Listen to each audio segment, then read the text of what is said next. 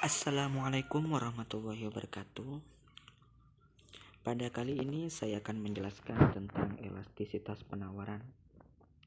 Kita langsung saja biar lebih cepat ke pengertiannya.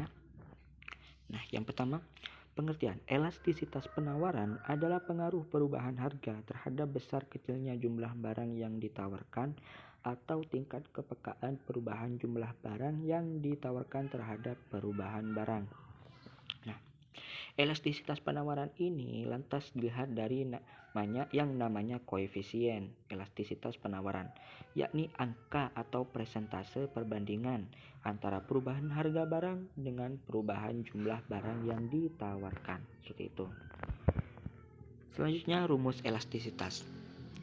Rumusnya ada ES sama dengan delta Q per P dikali P per Q. Nah, seperti yang saya katakan tadi, ES ini koefisien elastisitas. Nah, koefisien elastisitas ini nanti akan berpengaruh kepada kurvanya. Entah itu kurva uniter ataupun inelastisitas seperti itu. Nanti kita jelaskan di slide selanjutnya. Yang kedua, delta P, perubahan harga. Itu perubahan harga adalah selisih antara perubahan harga awal dengan perubahan harga kedua.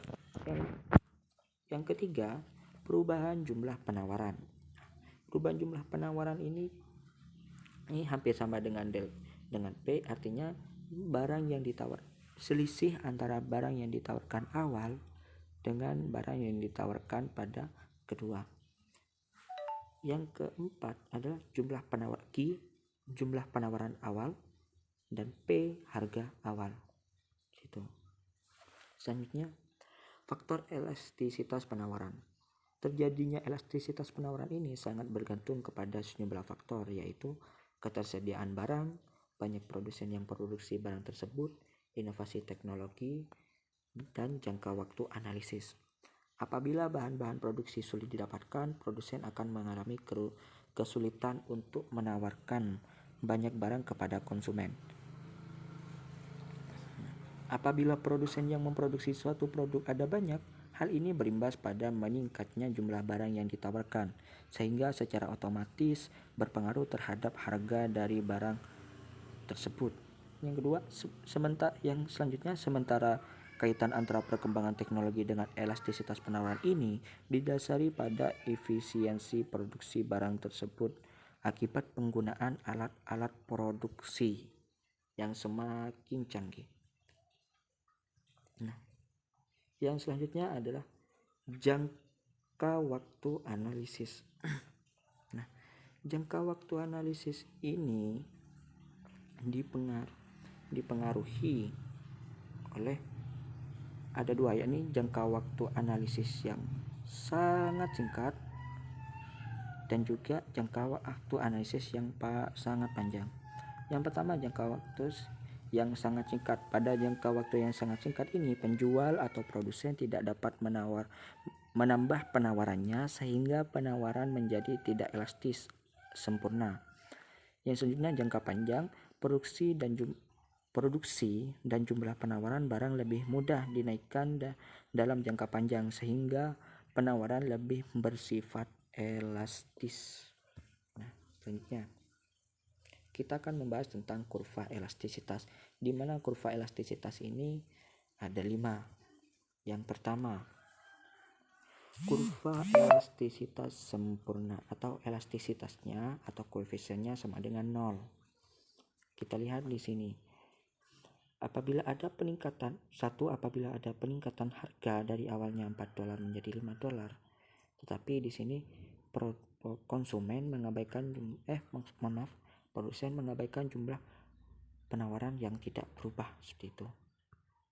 Selanjutnya, kurva inelastis atau elastisitas yang tidak sampai angka 1, yakni apabila peningkatan harga sebesar 22% dari $4 menjadi $5. Yang kedua, mempengaruhi peningkatan penawaran sebesar 10%, yang awalnya penawarannya 100 menjadi 110. Seperti itu. Selanjutnya, kurva elastisitas uniter atau elastisitasnya atau koefisiennya yakni 1. Apabila peningkatan harga sebesar 20% dari $4 menjadi $5 dan mempengaruhi peningkatan penawaran sebesar 22% yang awalnya 100 menjadi 125 gitu. Dan ingat, kurva penawaran ini bergerak dari pojok kiri bawah menuju ke pojok kanan atas seperti itu.